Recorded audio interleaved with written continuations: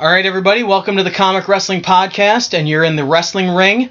I'm Deadly Dave. I have my tag team partner, Ace Williams. And also with us this week again is Markadius. Markadius.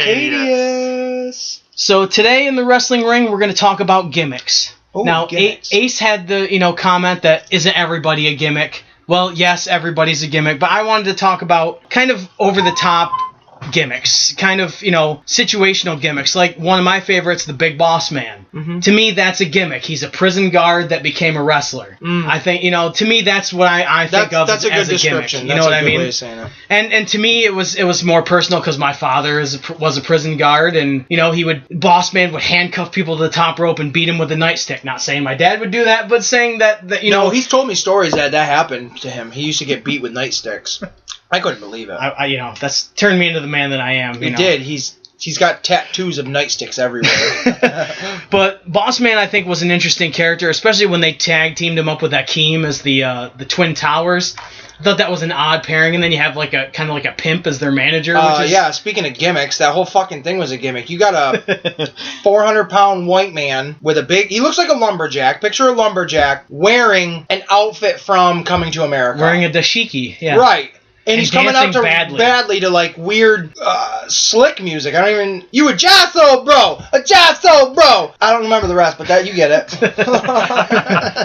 But that was also a great tag team because they teamed him up against Hogan and Savage, and that led to the Mega Powers breaking up and all that. And then Bossman got a big run with Hogan, and Bossman had a great run in WWF. Actually, I think when they turned him babyface, he was one of the most over baby faces they had, and he was a big dude. He could move. Guys. He could move. He had a lot of agility. What are your thoughts on him when he went like WWF, like the Big Boss Man, the corporation? Oh, the Attitude Era? Yeah. I thought that was really great. Yeah. It was a great change to his character, being the head of security for Vince McMahon and everything, and it was completely different. Now, what about Bubba? The Big Bubba Rogers? Yeah. That was cool. I like when they first started him in WCW, he was the boss, and then they changed him to the Guardian Angel because they got sued over them. Because he was pretty much the Big Boss Man, they just changed his shirt to black instead of blue. Right.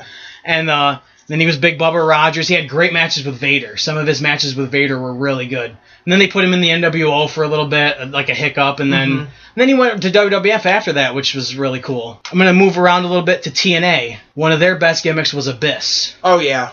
I mean, that character with James Mitchell talking for him and the hardcore stuff that he did.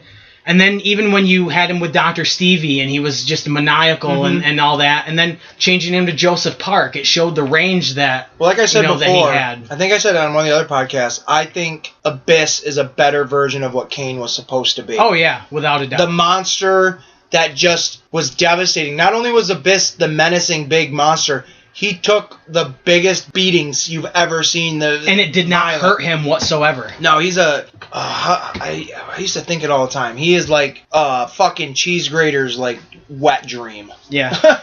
Like, seriously, man. That guy is sawed up from head to toe. Like, there's scars all over him from barbed wire, razor wire, glass, tacks, tables, chairs, ladders, and babies. You never knew what he was going to do.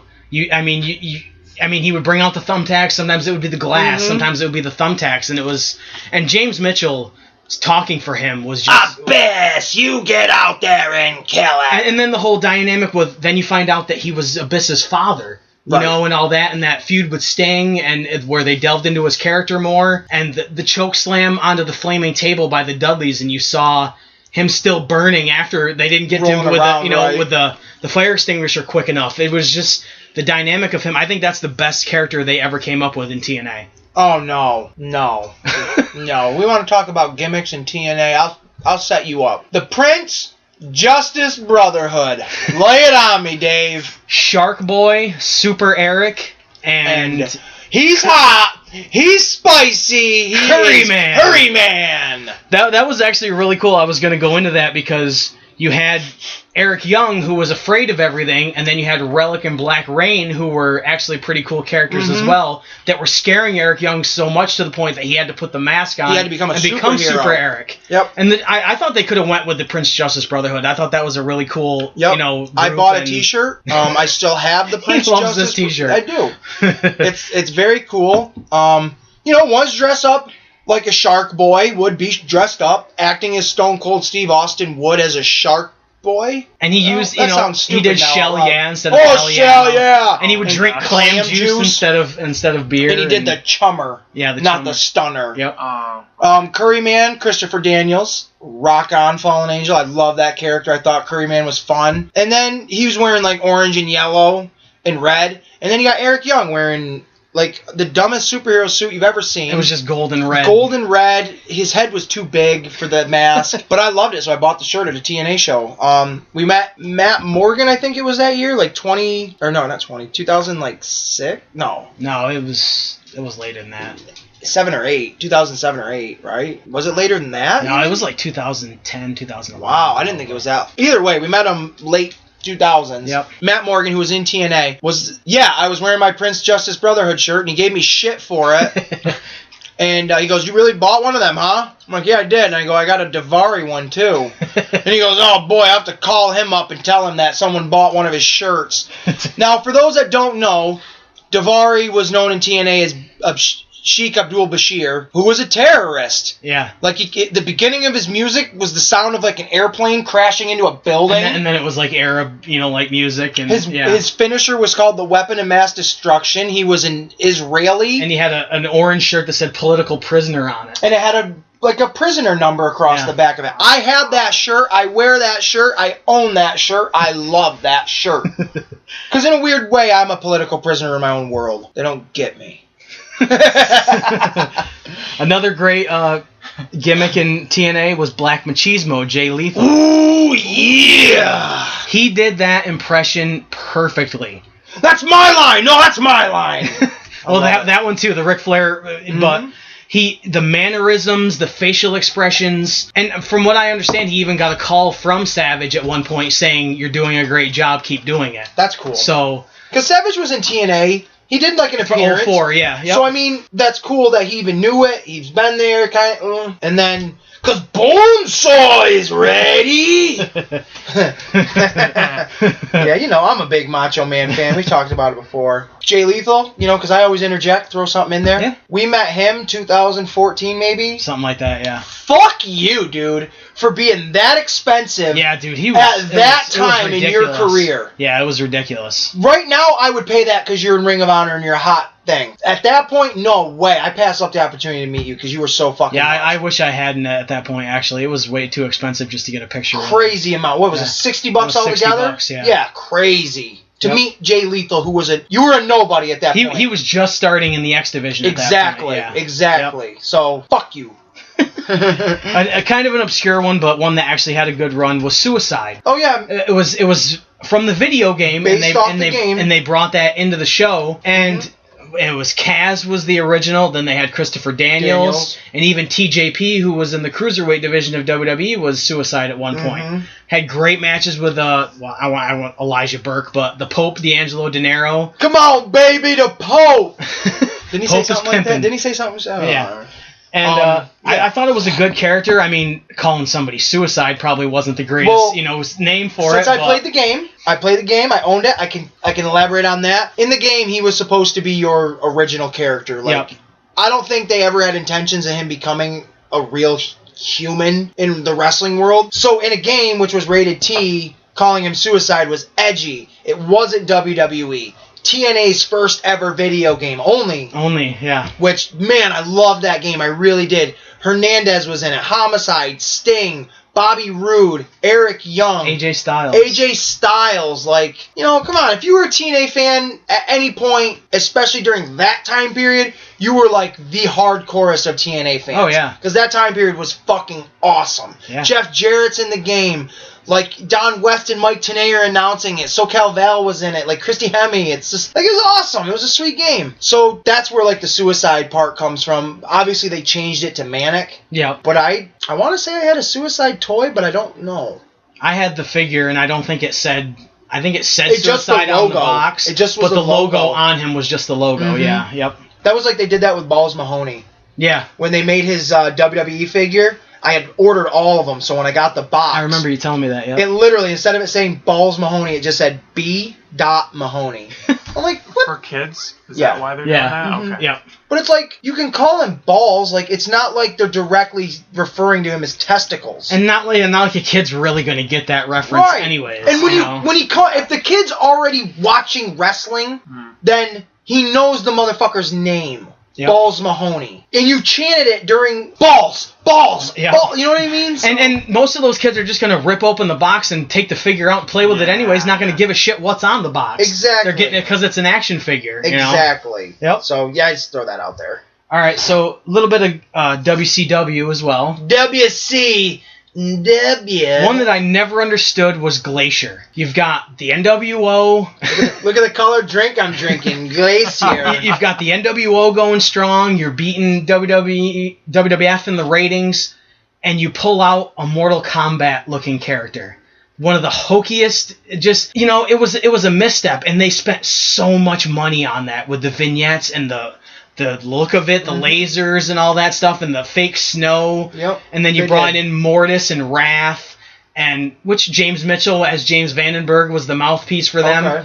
But it was just cheesy has a limit. Yeah, it was like you said you wanted to be different from WWF, and you didn't want all the hokey stuff, and then you fucking go and do that when Who you're was doing writing NWO. at the time, Russo or no? No, it was Bischoff. Ugh. Yeah, exactly. That's weird. And he was like, oh, well, it was licensing and all that stuff, but you never fucking did anything with it. I don't even think they released a t-shirt of it. He was in the video game. Yeah, but they were talking about doing their own Mortal Kombat style video game based off it, and cool. they never did it.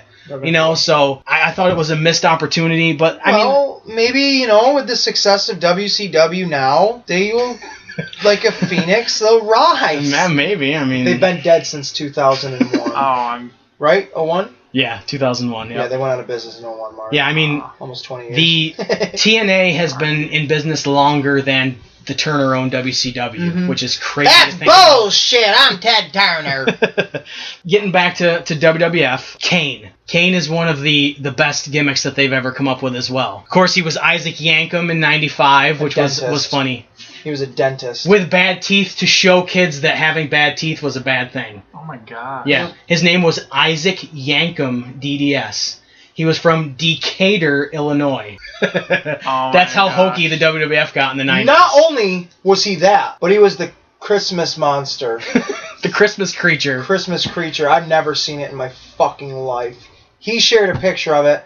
I questioned it. It was an awful fucking outfit of Kane, before anything ever became Kane, wearing a fucking Christmas...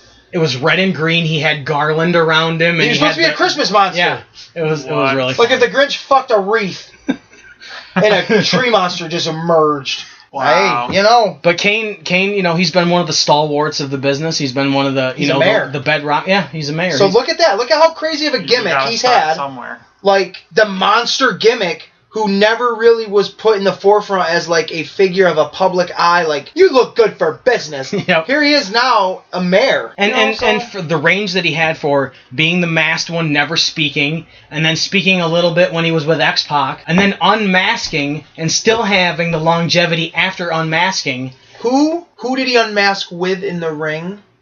Rob Van Dam. Don't finish the rest of the story, though. We don't need to know how it ends. But Rob Van Dam was in the ring. He was his buddy. He was his tag team buddy. I like that.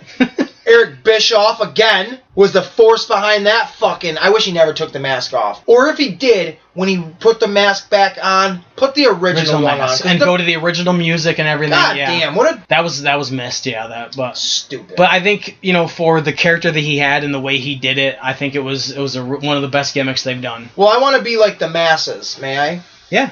Those two Canes are different. That's not the same guy. It's not him. You're going with the Ultimate Warrior's dead, and it was a different Ultimate Warrior. Yeah, the Ultimate Warrior. The Ultimate Warrior is and always has been Kerry Von Erich. Always! Even after Kerry was dead and Warrior wasn't. Well, speaking of Warrior, that was an amazing gimmick as well. That you never understood what the fuck he was talking about with the face paint and the tassels and all that, and the music and his matches weren't that great unless he was wrestling Rude. His matches with Rude were really good. I don't know, that one match he had with Bobby Heenan in the white weasel suit was really awful. That was a good one. Most of his matches were awful, but that's, But most of them, if you could even call them matches. Gorilla Press Slam Pin! Like, that's it. Yeah. It was a squash match pretty much all the time. One I think you will agree on, Gangrel was a great gimmick. I was gonna talk to Markadius about him and try to show him what that gimmick was, but then I was like, then you gotta explain him. And he was a vampire. That's and yeah, but not just a vampire. Like, for me, I think of Luna. I think of the Brood. I think of the Bloodbath. Bloodbath. Yeah, that was crazy. Like, dude, this was a guy. He was mostly with Edge and Christian, but when he was even by himself, they would do these bloodbaths with Edge and Christian, and they would turn out the lights. They would have like somebody speaking in tongues, like it would, and cryptic, and they would have red lights flashing. You couldn't really see what was going on, but you could see motions. And they would turn the lights back on, and the person would be covered in blood. Whoever was in the ring before the lights went off would still be there, and then they were just covered, drenched in blood. Picture Blade. Remember the beginning of Blade when they go to that rave? Yeah, rave. Picture that. Yeah, they would be covered in blood. Yep. Why? And like, he was just a fucking freak, man. In his entrance, so cool. He would have a goblet with blood in it, and he would stand on the ring steps, and he would drink it, and then he would spit it out everywhere, and it'd get all over. Yeah, and he literally came out in like a puffed old, like the Seinfeld puffy white shirt, old Victorian style looking vampire. Yeah, exactly. And they would always say gothic, and they would always be like, well, what is gothic? I don't get it. And they would never come out and say he was a vampire. And I'm like, just fucking call him a vampire. Yeah, like there, that the picture over there where the dude with the vampire teeth, like Gangrel, he's cool as shit. He was awesome. He really was. His gimmick was really cool. Yeah. Like, and then they tried to just rehash it again with Mordecai. And then Kevin Thorne in ECW. That was his name, Mordecai? Yeah, he was Mordecai in 04. I was just trying to be goofy with that one. Because that's like the white Undertaker. That was so dumb. The albino Undertaker. Let me tell you, sweetie, baby, honey, Jack Daddy. He does this. He goes into dust. I got an idea. You know how the Undertaker works? Ooh, baby, I got something so sweet it'll rot your teeth. The Undertaker, he comes out all black and all scary and spooky, and the kids are like, damn, Daddy, he's scary. I got one, Mordecai. Come out all white and spiritual and beautiful, and he ain't gonna scare no kids. He's gonna get over like pancakes, baby. We're gonna sell them like this. Let's go. It never went anywhere. He's gonna have 2 matches, and that's it. He's gonna have 2 matches on pay-per-view, too. And he's gonna be the fake Kane at one point as well. Was he? Yeah, he was the fake Kane in 06. I thought that was Fester. They had him do it once, but the Kevin Thorne was also... Oh, baby, I got an idea. Let's have a vampire pretend he's a fucking Walking Dead monster. Come on. Dusty Rose, I'm out of control. Back to the gimmicks, baby. The polka dots. The $1 Million Man. How can you talk about gimmicks and not talk about the $1 Million Man? Yeah, seriously, Ted DiBiase. Who had a black manservant. How, Call it what it fucking was. He was a slave. Thank you. He was a fucking slave. Yeah. He would pick the dirt out of between his toes and give him massages and shit, and he'd throw money at him like he was a bitch. He was the type of guy. This was the villain he was. And I used like a chain. No, he wasn't on a chain, but he might as well have been. Roots. Yeah, the Black Coalition of America loved that fucking gimmick. I don't know if that's a thing. I just made that up so he couldn't get sued. No, he was Ted DiBiase was the type of gimmick villain, and I say villain for him because he was straight villain. Yeah, he was. Yeah, he would, and I don't ever think it was like behind the scenes shit when he pulls somebody out of the crowd. Like a little, like... No, those were stuff they did on TV, okay. Yeah. So, even in the 90s, like, live on TV, he'd have kids like, hey, Timmy, come here. Bounce this basketball 50 times. I'll give you a $100 bill if you can do it. Okay, kid gets to fucking 49. He kicks the ball out from under his hands. Aww. So live right there on TV, you see the humiliation all over the kid's face and all over everybody. Like, what a piece of shit. See, before people didn't really care because he was having like people kiss his feet and he'd give them money. Right. This was the first one where he fucked people out of the money. Right. You know what I mean? Crazy so that's shit. when the people really started hating him. It was the first time he had actually screwed the people out. Was it a basketball one? It was a little kid, yeah, a little black kid bouncing a basketball, and he just stuck his foot out and knocked the ball away. Knocked the ball out. Yep. Well, from what I heard on Bruce Pritchard's podcast, they actually did give the kid money afterwards, just not on TV. No, that's you know cool what I mean? With me, so, but to have that real raw. Yeah. Yep. Because that's on every fucking DVD that DiBiase's on, and it's on there. Yep. And they did vignettes where he went to a public pool and he paid to get all the kids kicked out of the pool so he could have it all by himself. So, but that was funny. That didn't really make people hate him. The one with the basketball was the one that made people hate him. He paid the one that I thought was the best. He paid Yokozuna to beat up an elderly lady for a can of peas. Damn. Yeah. And you know what the worst part was? Were they expired? No, they were fucking prime time, ready to fucking eat with butter or whatever you do with them. Ted DiBiase's allergic to peas. He didn't even need them. He just wanted to see a fucking 700-pound pretend Japanese guy go bonsai her. Huh, that's funny. I don't remember that one, but that's all right. What? What? I don't think that happened. That's like on a DVD bonus feature. Are you on LSD right now? That came out pretty quick and it went a little weird. It was what? On to the next gimmick. I believed it. I know you did. You don't know. One that still gets used today on the indies, Doink the Clown. Doink, like I said, that's the bad version. He was evil. He was an evil clown, and he would make balloon animals for kids and then hand them to the kids, and then he'd pop them right in front of them. He made one look like a penis. Vince McMahon came out, I'm not having no cocks on my TV. That didn't happen.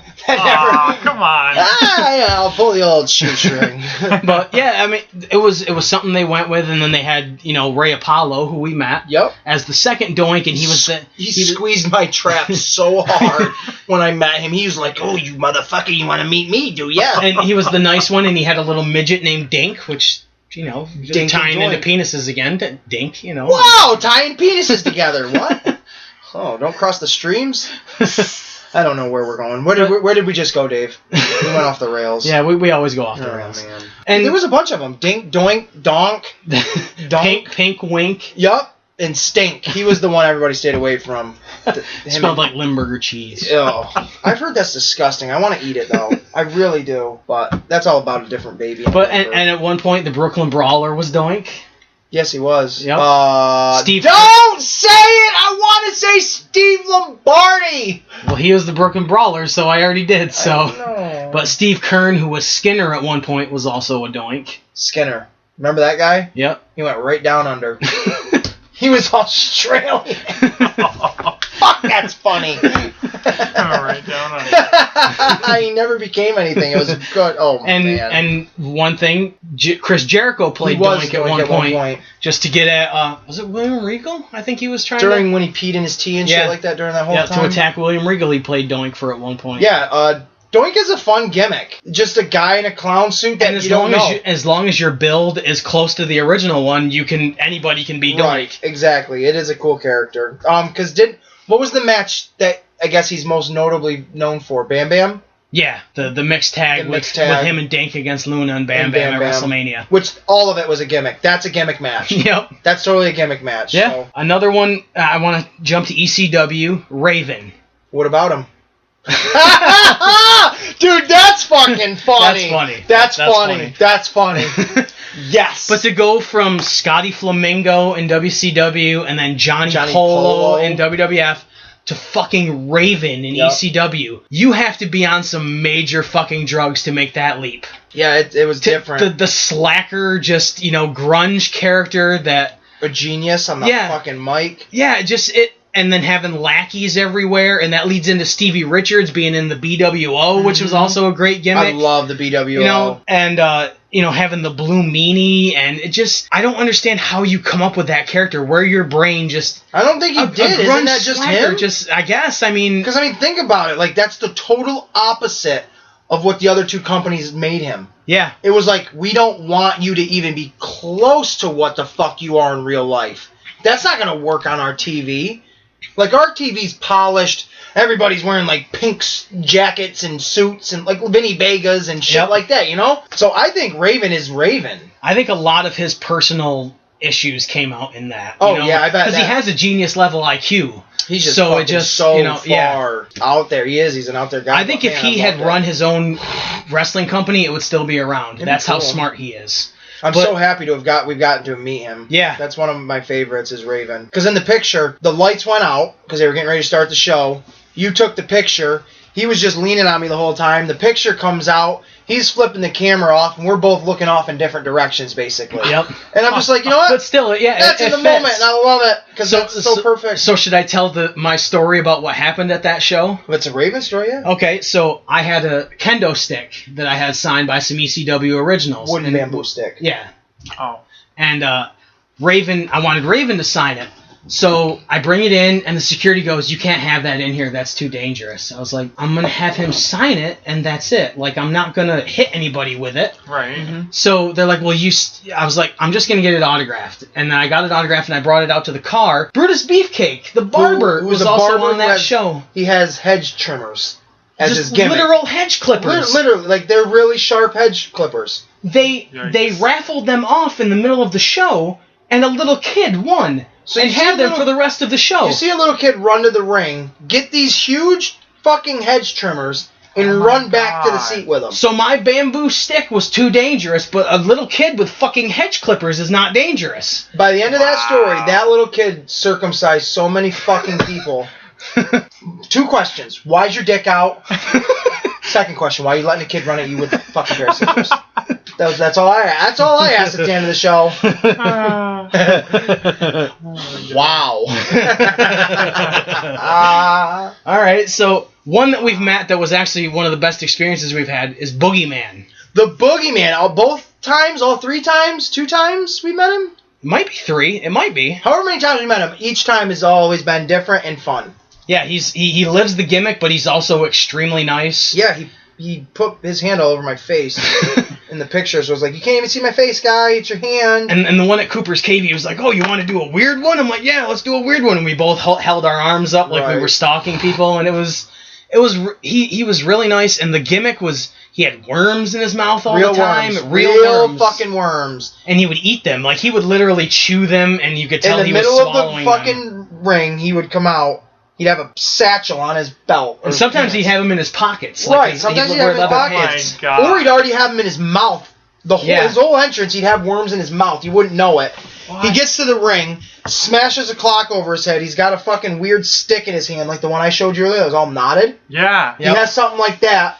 And the end of it, red smoke is pouring out, and then he starts doing a fucking epileptic seizure. Convulsing, yeah. And then you'll start to see the worms just pour out of his mouth. He'll pick them back up and slurp them. And after he would finish the match, he would put them in his mouth, and he would lean over the person And and spit drop them them into their mouth from his mouth. Yeah. What was this guy again? The The Boogeyman. Oh. I'm coming to get you. Yep. And I think it was easier for him to have the worms in his mouth Yes. because his front teeth had gotten knocked out in the developmental territory by a drop kick. So I think it was easier for him to have the worms in his mouth at that point because he didn't have the teeth. He could just hold them in his, like, not have to hold them so far back. Yeah. Maybe he liked it. But yeah, he was real nice though. He was. had the full face paint Yeah, it was on and cool. everything when we met him. His leather pants, all the The stuff metal around his arms. rings and everything. Yeah, he was looked cool. Yeah, but they could have gone somewhere with that, but I think They just made it a gimmick. yeah. They didn't want to make it a cool, long gimmick. They just looked at it as, okay, this guy's got some appeal. Let's just play with him. Yeah. Let's play with him. Not do nothing with him. And it's not like you had to have him in big storylines either. He could have just been a lower card guy and just kept using the gimmick. Like, that's why I liked WrestleMania 22 with him and Booker T, because it was like Booker T just dropped to you.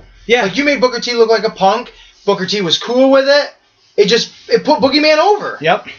And gotta say, speaking of that match, that fucking backstage segment where they're pretending Booker T's hurt, Boogeyman drops from the ceiling, and he's like, "I'm coming to get ya!" They run out of the fucking thing, and then gimmicks galore. They're running down the hallway. They run into the Pirate, Paul Burchill. Yep. They run into Snitsky. who is sucking on Mae fucking Young's Mae feet. Young's feet. Ew. And then they run into Gold Dust, a cross-dresser in that one And moment. he was one gimmick I was going to talk about. Yep. Goldust Which we can segue right into that? Yeah, Goldust, when they first debuted it, I'm like, this is a gay movie star? Where the fuck are they going with this? That's exactly what it was supposed to be. Yeah, but Dustin Rhodes just fell into it and just made it his own, and the match with Piper at WrestleMania, having the women's lingerie underneath his suit and all Shocking that. as and then, fuck to everybody. Yeah. Like what is and going on? that was his idea. Good. Yeah. But I mean, the whole match, how it started. And the Just back like- lot, and And then it looked like the fucking O.J. Simpson thing. Yep. Dude. Do you know the story behind that? They originally wanted OJ to wrestle Goldust at that WrestleMania. Oh, really? That was an actual idea. Uh-huh. Because of the drama that was going on? Yep. Wow. Yep. That would have been bad publicity, I feel. But they wanted any publicity they could get at that point. That's true. Shock value sells. Yeah. But yeah, in this fight, it was a backlot parking Hollywood brawl, or whatever they called it. They're fighting in a parking lot. One of them gets in a fucking white Ford Bronco. The other one gets in I don't even know. A gold Lincoln. A gold Lincoln, that's what it was, a gold Lincoln. Nice. An entire spray painted. Not like legit done in a shop. Oh. Somebody just spray painted the fucker gold because it was the theme. Yeah. And literally, they got a helicopter view, everything of this car chase, just like the O.J. Simpson one. And they actually used some of the OJ footage. Did they? They spliced a little bit in there that's just awesome. to make it, yeah. It's some of the best entertainment. But in the 'cause it's match, so cool. you can hear Roddy Piper break his hand on Goldust's face. when with he's a punch. punching him out in the parking lot. Yep, you hear the smack. You and really just- do. He's got him pinned up against the door, Yep. and he punches him right in the fucking head. And you hear the loudest. And then Goldust You gets do. in the Lincoln and goes to run down Piper. And Piper, he jumps up in the air, but the Lincoln just hits him in the knees. It does. It smokes him. And you could see he tried to protect himself as much as he could, but it was gnarly. It's a cool match. And then they went back to the arena, and naked. which actually they had filmed that a couple weeks beforehand. But and then they come back to the arena, and Piper beats him up some more, and he pulls off his he has a full bodysuit on. He pulls it off, and Goldust is wearing women's lingerie underneath. Legit black lingerie underneath. So that guy over there, Goldie, the man that looks like a woman on the cover of that magazine, was wearing lingerie. That his wife had picked out. Terry? Yeah. Oh, she put that shit on first. Oh, she was so hot. Like One I'd like to meet at some point. I really would like to meet her. just like that, and a little after that. Oh, God. Hey now. But he changed up his character with the artist formerly known as Goldust, and with Luna, and just dressing completely fucking weird, and doing Baby New Year, and getting stunned by Austin and thrown in the porta potty. He's had a lot of different things he's done. And he's then really he would go back and come back, and you mentioned him as Black Rain. Yeah, which was a complete Already. departure, which was really cool. Right, and he had what did he have? The rap. Misty, the the Arctic rat. Fox, he called it. That was a black rat. And then they brought in Johnny Stamboli as Relic to, be his tag partner and stuff. And then he came back and started, not feuding with his brother Cody, but kind of. Connecting some pieces there. Do you know there was going to be a story? And then they had that real emotional match with the Shield, with them as tag partners, trying to keep their job. And Dusty was involved. Yeah. I was there, baby. I'm my son, the sons of a plumber. They're like Goldie and Dustin. They're the same person. I meant to say Cody. I'm so sorry, boys. Cody, AEW, All Elite, Goldie, AEW, All Elite, go.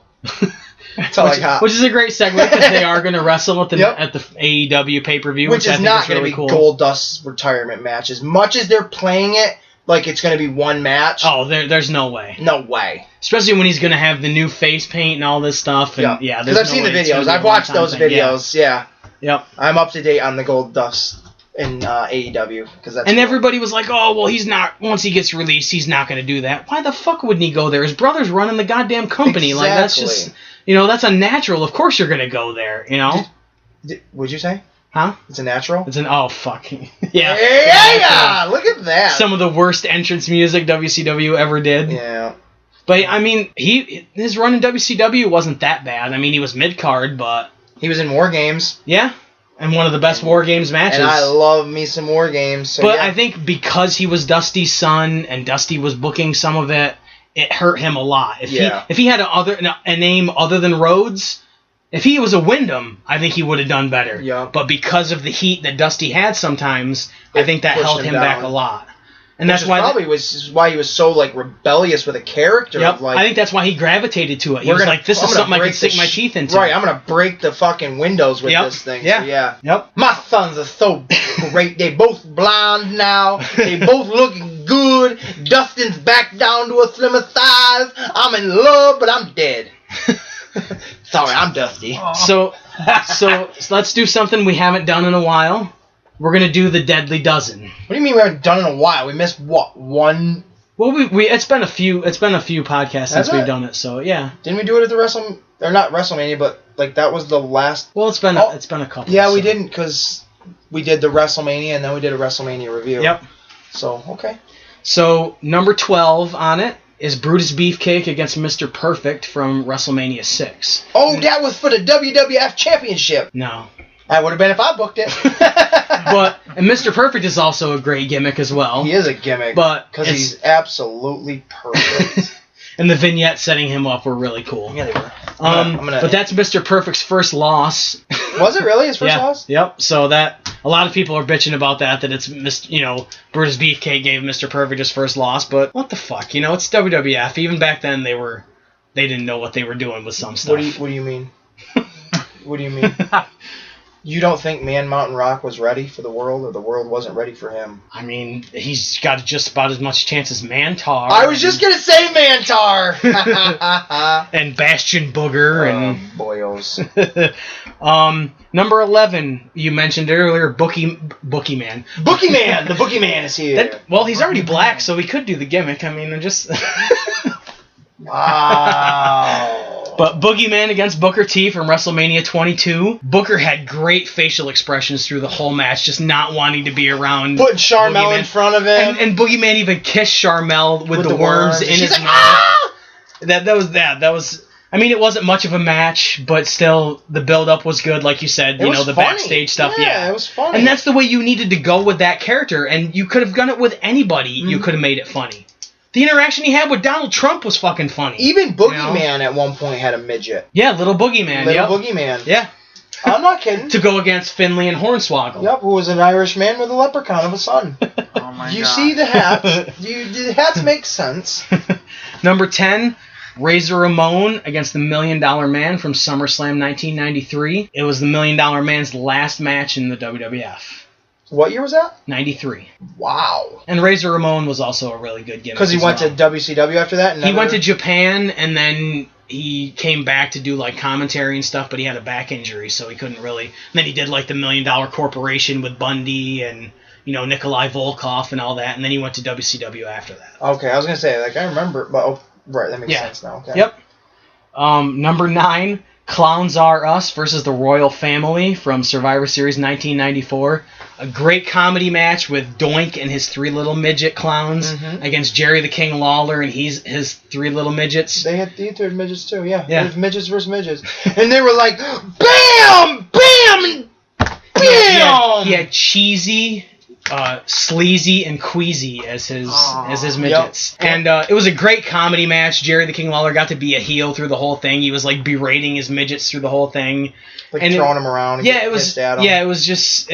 It was really funny. Number 8, the Gimmick Battle Royal from WrestleMania 17. Yeah, I mean, you had P.S. Michael Hayes and Jim Cornette and Hillbilly Jim and... You're missing them. Duke the Dumpster Droese. And Doink was in it. And Gilbert! The Goon? The Goon, yeah, the Goon. Oh, Outback Jack? That's what I was thinking of earlier. Skinner wasn't Australian, was he? He was from the Everglades. Okay, so I guess it kind of close enough. Yeah. I was thinking of Outback Jack for the Australian guy. I fucked up. Crocodile Dundee. But the Iron Sheik won it, and the only reason he really won it is because his knees were so bad he couldn't go over the top rope. So... But it was it was like maybe a 3-minute match. One-man gang was in there. But you had Bobby Heenan and Mean Gene Okerlund doing the commentary, which was really funny. And you could audibly hear JR and Heyman laughing at these because the commentary was so funny. But I thought that was a good match for what it was. Number 7, one that most people probably don't even remember, the BWO versus the Mexicools from Great American Bash 2005. I mean, I don't remember that specifically, but I do remember the feud. Mm-hmm. But the Mexicools rode out on the lawnmowers. Juan Deers. That's what they call them, Juan Deers. It wasn't racist or anything for the Mexicans to be coming out on... Piñata! Piñata! You could have said Russo was booking then. Yeah, bro. Mexicans, I know what to do. But the BWO came out on big wheels, which I thought was really funny. That, actually. I remember came out on the ramp on big wheels, which was pretty funny. BWO was a parody of the NWO. Like, in the NWO, you had Scott Hall, Kevin Nash, and Hulk Hogan. The BWO was a complete mockery of them. You had the Blue Meanie as the blue guy, which was playing off of Razor Ramon, which was a WWF character. And then you had Hollywood Nova as basically Hogan. But with Macho Man kind of mixed in. And then Stevie Richards was Big Stevie Cool, who was Kevin Nash. It was a total mockery. It should have never have worked, but it did. Yep. Like, I have an 8x10 over here signed by all three of them. And they tried to sue him, but they couldn't because of parody. It's a parody. Yep. So then there's the LWO and all sorts of shit. The Latino World Order. It's a real thing. Yep. All right. Eddie Guerrero was in the it. NWO. Yep. Yeah, wasn't he? Yeah. Yep. Number 6, Glacier versus Mortis from Slamboree, 1997. Of course, Mortis was Canyon under the mask. Who better than Mortis? It was funny because if he would do a promo, you could hear like the Long Island accent from him, which was really fucking funny. I'm not Canyon. I'm Mortis. But it was a good match for what it was. I don't know what it was about Glacier, but his moves looked in slow motion. Because like he's made of ice, he's a little bit colder, he's not thought out. People, I can fucking answer your questions. Send me your mail. The match was okay. I mean, Wrath came in, who was Adam Bomb in WWF. Oh. And it was the debut of Ernest Miller as well, because Ernest Miller came in, did a run-in, and did a sick spin kick on Mortis. It looked like he killed him. Yeah. Yeah, it like hit him in the chin, and he just flipped over. It looked fucking amazing. But it was a cool way to introduce Ernest Miller. Nobody knew who he was. None of these people do anything. Yeah, but number 5, Big Boss Man against the Mountie at SummerSlam 1991. The Mountie. I am so shocked to have not mentioned him prior to this. But the jailhouse match, where the loser would go to jail for the night in New York City, and whoa, it wasn't a great match, but the build up and then the Mountie, it was a natural feud, the Mountie against the prison guard, right, a Canadian cop against an American cop, essentially. Did he come out on a horse? I think they might have done it at one point, but they got a lot of flack from the actual Canadian Mounties because he was such an asshole and his character was so bad that they kind of toned it down. You're giving us a bad name there, don't you know, eh? We're not really that kind of Canadian. After the match, like they handcuffed the Mountie, they put him right into a paddy wagon, and they followed him through the whole night of getting fingerprinted and then he's thrown throwing into the cell. Which the worst part is, it's so fake because one, the way he's acting, they would have pepper sprayed the shit out of him and they would have knocked the fuck out of him. Yep. They left him in his. He just didn't. Nothing was accurate, but it was so funny. But like Bobby Heenan's like, they're not going to let him change clothes, and Piper's like, I've been in jail. You think they let you change clothes? Like, they just bring you in there, And then when they were going to fingerprint him, they were like, give me your finger. He's like, you want the finger? There's the finger. And then they fingerprinted him, and they threw him in the cell, and then like this gay guy walks over. He's like, so do you like leather? And just the shit like it was really funny. But it was a great blow off to the end of their feud and stuff, and I thought it was really cool. Number 4, Abyss versus Sabu from Turning Point 2005, the Barbed Wire Massacre. It was such a gory match, not as good as Terry Funk and Sabu and ECW. My arm! Oh! Cut me out! Cut me out, damn it! But it was still a really good match and a great way to showcase Abyss and what he could do. And Sabu's willing to throw himself into anything. He's willing to do whatever the fuck you want him to do. When we met him, he threw himself into tragic. Threw himself into traffic. It was tragic. R.I.P. We actually saw him we saw him in a tables match and we saw him in a TLC match on back-to-back nights. We saw bald Sabu. We saw the bald version. And he was chucking chairs at people left and right. I was a little he didn't scared give a at fuck. the one show we were at when we were in the corner and he came over because I was like, oh, man, this guy, he doesn't care about himself. Why would he care about me? Yeah. He's going to hit me. And then one dude used my sign as a battering ram. It's like, dude, my sign is paper. He literally's like, hold your sign up! So I'm holding it up like this and he uses, like, battering rams another guy's head into it. It's like, it's paper. It's paper, bro.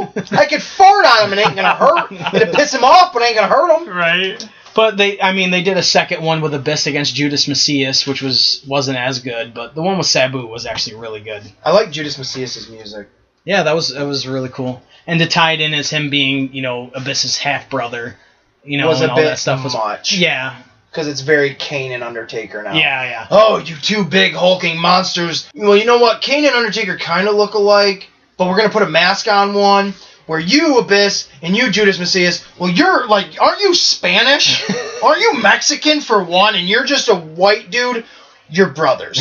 Like, it's more believable the Dudley Boys are brothers than Judas Macias and Abyss. So, gonna stay with TNA.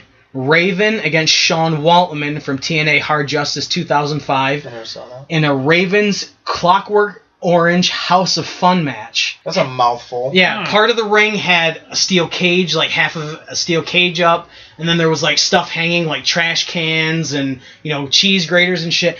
They used everything. They used ladders, tables, the garbage cans. Raven handcuffed Sean Waltman around the ring post at one point and hit him with a kendo stick. Waltman used a staple gun on Raven at one point. Raven got the win by spearing Waltman through the cage part, and it, you know, fell to the ringside and all that stuff. It was actually a bloody match. Like, Raven looked... Remember when Eddie Guerrero got busted open the one time against JBL? In the bull rope match? Yeah, Raven looked like that. It was all over him, but it was a good match. Number 2, Cactus Jack and Chainsaw Charlie against the New Age Outlaws from WrestleMania 14, the dumpster match for the tag titles. Yep. I mean... Chainsaw Charlie, again. Terry, Mick, my chainsaw! And that was his idea. The Chainsaw Charlie? Yeah. I don't doubt it. I feel like Terry Funk does Chainsaw Charlie at home. Like, his wife, you know, would have been around, and he would have put on just a fucking stocking over his head in his normal outfit, because I could picture Terry Funk wearing that outfit the way he is. Clothes hanging out, he's looking half drunk, half naked. Babe! Where's my chainsaw? I gotta cut a tree! And just becoming that character. I can see him being that at home, like on the Double Cross Ranch. Yeah, he was one of the nicest guys we've ever met, too. He wished me a happy birthday, which I still hold, because that's Terry Funk. He said happy birthday to me, which was very cool. So. And then he told me, he's like, don't have guys personalize this encyclopedia that you're getting autographed, because then you can't resell it. I'm like, Terry, I'm meeting you and having you sign it. I am not going to sell this thing, you know. It was cool to meet Terry Funk. But the match was really good. I mean, they took some bad bumps in it, and Terry Funk had that huge, like, bruise on his back afterwards from some of the stuff that he did. But, of course, they threw him in the wrong dumpster, and then they had to forfeit the tag titles the next night. And the wrong dumpster. Yeah, which is, you know, you're having a dumpster match in the wrong dumpster. You used the wrong one! That's just fucking dumb. That's just fucking dumpster. But, of course, we didn't talk about my favorite gimmick of all time, which, you know, of course, The Undertaker, which I think is the greatest gimmick they've ever come up with. Because he's truly living it right now. He has become the dead man. Yes, his matches are horrible, and his career should be over. I will admit that. But it's Taker. You can't really... I mean, he changed it so many times, and he added the MMA at one point, you know, to his repertoire, and then he went back to the dead man, and it was... I think he's kept it alive for almost 30 years. Yeah. 30 years. But the match I was thinking of was him against Kamala from Survivor Series 1992, the coffin match. They didn't even call it the casket match back then. They called it the coffin match. Was it the second one or the first one? First one. And it was a huge... I mean, it was like hard wood like this. And they, you know, he tombstoned him and he put him into the casket. And they didn't just shut the lid. They had a huge, heavy lid on it, and he nailed it shut. Yeah, at the end of the match. Wow. And then they just laid the urn on it, and then they just wheeled it back like a boxcar, you know, to the back. And you never saw Kamala. Well, you saw Kamala again, but he was never saw him again. They shrunk him down and turned him into Xavier Woods. Wow. And then he banged Paige, and then... You know. I saw that video. It happened. He banged her. He did, too. And Brad Maddox filmed the whole thing. He was 100% beefcake, or whatever his clothes said. But do you have any gimmicks that you can think of that you really... Ric Flair. Yeah. Just the gimmick of being larger than life. And living it. And truly living it. Yeah. Like, that's... I don't want to say that's the greatest gimmick in wrestling, but it is, like, to me, so iconic. Oh, yeah. Yep. Just, the diamonds are forever, and so am I. Like, that... God, you cocky son of a bitch. Like, that gimmick is so... That is so awesome. And saying, you know, my shoes cost more than your house, and, you know, pointing out his Rolex on every, you know, thing. And promo, I loved it. Yep. Like, Ric Flair. Gimmicks, though, like, not, like, Bray Wyatt's and stuff like that are fun. They don't really have a lot of those gimmicks now. Yeah. They really don't. I think The Godfather is always... Godfather's a great one. The fact that you could get away with that, having a pimp talking about drugs on live TV with hoes. You know, calling it a hoe train. Yep. And all the jokes that Lawler would make and all the sexual jokes that he would make, and you'd like, he's really actually fucking saying that? The Oddities. Yeah, the Oddities. I mention the Oddities. Because that is literally a group that you would think each one of them has one purpose, and it's once that purpose is over, they're gone. But you had fucking Golga. Who's Earthquake with Luna and Kurgan and Giant Silva. And then you add the ICP to it. You know, it was like, what the fuck am I even watching anymore? But that was my introduction to like the world outside of the world, like the underground. That was like the underground of what was being shown on TV. So those kind of gimmicks stand out to me. The ones that were like not everyday people. Right. The Genius. Yeah, the Genius was a great one. The effeminate character, and then like the scholar that he was. Yep. And he has all those poems committed to memory. Like he can rattle them off like nothing. Yeah. Jesus, I can't. I mean, I can think of stuff, but right. But I mean, we've covered a lot of them, so you know, and a lot of the major ones, and I think I want to try to think of like who the biggest gimmick. Mick Foley. Yeah, because he's had, you know, even when he's himself, he's a gimmick. When he was the commissioner. Yep. But he had Dude Love, he had Cactus Jack, and he had Dude Jack, Mankind. Cactus Love. What was his name? And he could change back and forth, like that one video where he was all three of them. Just exactly the fact that he could come up with that is fucking amazing. And those are the gimmicks that stick out to me. Of like, you guys were larger than life. It just that's. Really do you want to talk about the interaction we had with Foley at no, I don't. He can't. No.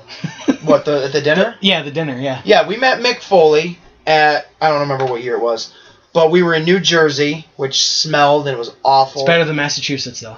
Not by much. Pretty much by like a pubic hair, and that's pretty much what you'd use to measure both of them with.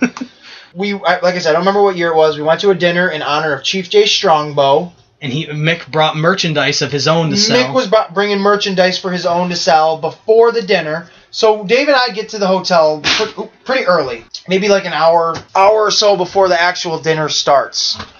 We're sitting in the lobby. I'm wearing a cutoff sleeve flannel with a Mick Foley TNA shirt. Bang bang underneath. And I had the Cactus Jack shirt on. Dave had the Cactus Jack with a cutoff sleeve flannel.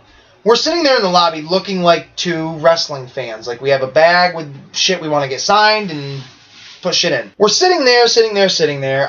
I don't know if it was before or after we met Howard Finkel in the lobby. I think it was after. Or Johnny Rods. I don't remember when and where we met those guys. But we were sitting in the lobby. I'm sitting facing the main entrance. Dave is facing me. I see through the window, through the curtain, a figure that looks like Mick Foley. And whoever's listening to this, if you know what I'm talking about, the way I'm about to describe him, you're going to know exactly what the fuck I mean. He's got the poof in the front.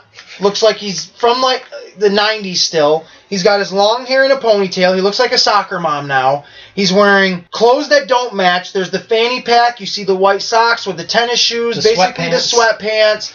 A semi-nice looking coat shirt, long sleeve shirt over an ugly shirt underneath. He looks worse than us. And we are in flannels that are cut off at the sleeves. Like, that's just... But as soon as he walked in, like, this is the first time I've ever been starstruck in my life. The look on his face was... It just was like, there he is. Like, there he is. Like, there he is. And he walks right over to us, and he goes, you guys must be here for me. I was like, nope. Stone Cold Steve Austin. What the fuck gave it away? You know, we didn't say that, but that's just that stupid thought. But like he had posters, like event posters that from his personal collection. Right. Yep, I have one that's autographed as well. Oh, I also from Japan. He had some from Japan that I had him sign as Cactus Jack. Yeah, there's. Wow. But he was selling Christmas stuff from his own personal Christmas collection. Is his favorite holiday. Yeah, he listens to Christmas music 24 hours a day. He's got like a Christmas room in his house, right? He makes yearly trips to like the North Pole thing up in upstate New York. I have a Christmas DVD special of him with his daughter and. Yeah. So I bought that poster and another poster. I think that was from him. Just a nice guy. And then he sat with us at dinner. Oh, right. Fuck. I totally forgot all about that experience. Like, we were sitting at a table for, like, 6, Yeah. And there was only 5 of us sitting at the table. There was me, you, and then like an old couple and maybe someone that was with them. So there's an empty seat right next to me, and Mick Foley goes walking by. Now there's dinner tables with wrestlers sitting at him and everything, right? And he had just done his speech about No, Chief he didn't. Jason. Oh, no, he didn't. Oh, he sat down first. That's right. Yeah, that's right. So thinking, we have our you're dinner shit, and there's a seat right next to me. And I didn't say it loud enough to where I thought he could hear me. I really didn't. I really fucking didn't. He goes walking by, and I'm like, hey, yo, Mick, there's a seat over here. Oh, okay. Just joking. He comes right over and sits with us for probably 20 minutes. Yeah. Probably 20 fucking minutes. And then all of a sudden, he's like, I gotta get up. It's time for me to go give my speech. So he gets up, goes to his little podium, gives his speech. I have it on a phone still, recorded of him talking about... Yeah. Oh, shit. Of him talking about Undertaker doing the Chief J Strongbow dance in the ring in honor of him. Like, I still have that. And then after that, he, walked by the table. We didn't really have any other interactions with him. Yeah, it was that. Because it was right after that, some guy, or somewhere in between there, before the dinner, I went and I had my own interaction with him. That's what it was. I forgot to mention this that. This motherfucker leaves me alone. alone. No, I didn't. He's a full-grown fucking man. He could have followed me. I got up to go to the bathroom or go do something. I go in where Mick Foley is selling his shit. He is sitting there talking to someone, and I'm like, well, fuck me running. I'm going to sit here and listen to him talk. Yeah. The kid gets up and leaves. I was meeting other people at that point. The kid gets up and leaves. I sat there for probably 15 minutes with Mick Foley just talking to him and shit about wrestling and just, like, gushing. He didn't really say much. I just rambled on and gushed. And then you helped him bring his stuff out to his car, right? After he had done his speech, that's what it was. One of the guys that was with Mick Foley comes up to me. I'm sitting there at the dinner table, not, we're enjoying what's going on. Yeah. Guy taps me on the shoulder. He goes, hey, you mind helping me out real quick? I'm like, yeah, what do you need? He's like, well, Mick wants to know if you wanted to help him, like, pack his luggage away and stuff. I was like, yeah, I'll do that, sure. So we go out to the lobby. Mick Foley's standing right there. He shakes my hand again. He's like, hey, I just wanted to see if you wanted to help me, do this. I was like, yeah, cool. Like, this is awesome. This really happened. Yep. This really happened. So he's like, well, my vehicle's out back, so we got to go walk around out back to go get it. So I was like, okay. He's driving, like, a big fucking, like, Escalade. Like, big. Yep. Oh, so I asked him, I was like, oh, you're not going to stay for the rest of the, ceremony or whatever, however I said it, I don't know. And he goes, no, what's his son's name? Dewey? Huey? Louie? Yeah, he's got Dewey and Huey and... He does. His kids are named like that.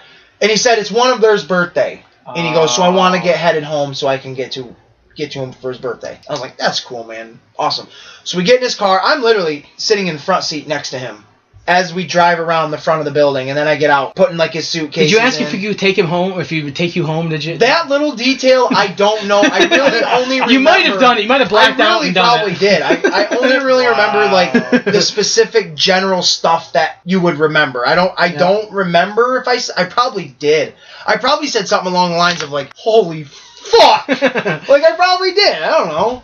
But... I helped him pack his luggage, and then I came running back in. I was like, dude, you're not going to believe what the fuck just happened. And I'm like, this fucking... I just explained the whole story to him and shit. And see, that's cool, because awesome. You've had that experience. Wow. I had that kind of experience with Ciampa and Taven, Yep. So it's cool that you got to have something like that by yourself. And I can't believe that even happened, because it's like... That's not just, like... That's Mick fucking Foley. Like, that's Mick Foley. 3-time WWF champion, Right, like, I got to have my own personal meet and greet with him. And really. A few. Like, you met him in different intervals. Yeah. It was really fucking... Have you seen him since then? Yeah, we've met him a couple times. Yeah. Do you remember? No, I don't... He does so many appearances, I doubt. I mean, he'd probably remember the dinner, but I don't think he'd remember... Specifically, no.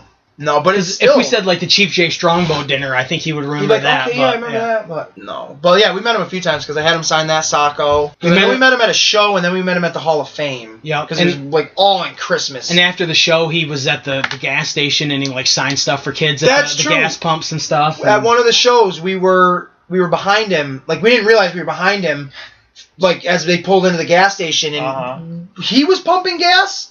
Yeah. He got out and pumped gas, and, like, little kids came over and asked him for their autograph, and he gave it to him, and we were like, should we? Like, he took a shirt out of his car. Like, they didn't have stuff for him to sign. Like, he grabbed a shirt out of his car to sign. Yep. They were the yellow Japan shirts, weren't they? Yep.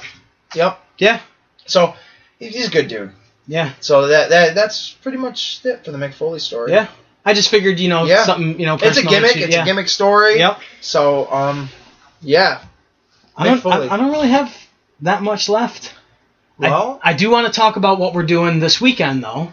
Yes. We're going to an Extreme Wrestling Alliance show, and it's called Spring Mayhem. It's going to be on Saturday, May 11th at 6:30. We will be doing a merchandise table, and Brutus the Barber Beefcake will be doing a barbershop segment at the show. WWE Hall of Famer Brutus the Barber Beefcake, who was inducted this year and looked horrible, but he did that's look neither horrible. here nor there. He's neither here nor there. We'll be having a merchandise table there. We will be representing the podcast there. Our table will have our new banner on the front of it. Banner! We'll have flyers. David! We'll probably have flyers. Also, the promoter, Jerry Idle, would like me to mention that he has a training school and down in, where is it? I don't remember. Albany at 88 Railroad Avenue. He trains wrestlers, managers, and referees. Just wanted to get that out there, since he's allowing us to be at his show. Yeah, we're going to plug him. That's a running theme now, plugging the promoter. I hope to get some very attractive promoters in the future. I'd like to plug one.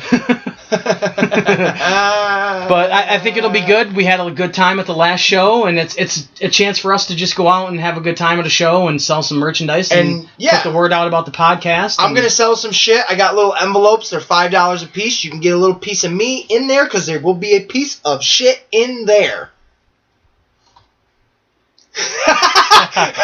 Yes, awesome. I don't know what I can add to that. I'm going to leave the silence in on that one. That's that's tremendous. Yeah, dude, that was good. But we will be doing that. Yeah, we will. And the same day, there is in Johnstown, New York, at like 10 a.m., the same day, May 11th, block party, toying around.